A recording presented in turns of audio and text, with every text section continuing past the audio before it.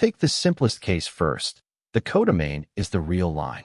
Then every element of the skeleton is just a number, so the skeleton is an n-tuple of numbers.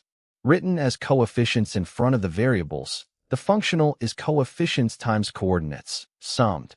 So the linear functionals on coordinate in space are in natural one-to-one correspondence with that space itself. Evaluating a functional at the unit vectors gives the coefficients, and forming the weighted sum from the coefficients gives back the functional. Now let the codomain be coordinate M space. Each element of the skeleton is then an m-tuple.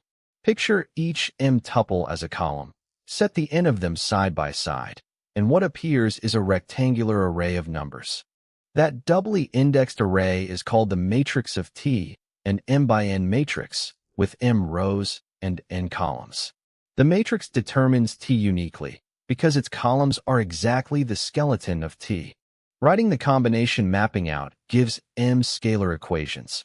The ith output is the coefficients in the ith row, each multiplied by the matching input coordinate and summed.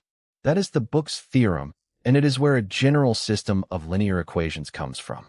Conversely, every m by n matrix determines a linear map, so matrices and linear maps correspond bijectively too. A linear functional matches a matrix with a single row, that is one row and n columns. Another special family is the coordinate functionals. On a function space over an index set, take the value at the ith place. These are plainly linear. In fact, the vector operations on functions were defined precisely to make these evaluations linear. Now some structural results. A linear map carries a linear span onto the span of the images, so the image of a subspace is a subspace, and the preimage of a subspace is a subspace as well. Both facts get used constantly later. The vectors sent to 0 form a subspace, the null space, or kernel, and the range of T is the image of the whole domain. The kernel gives a test. T is injective exactly when its kernel is only the 0 vector.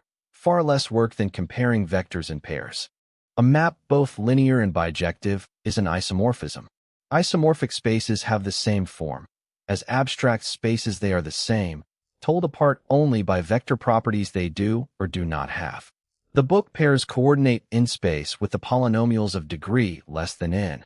Finally, when a linear map goes from V to itself, special things can happen.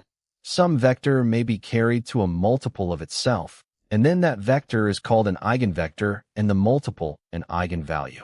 This thread is picked up again in chapters 2 and 5.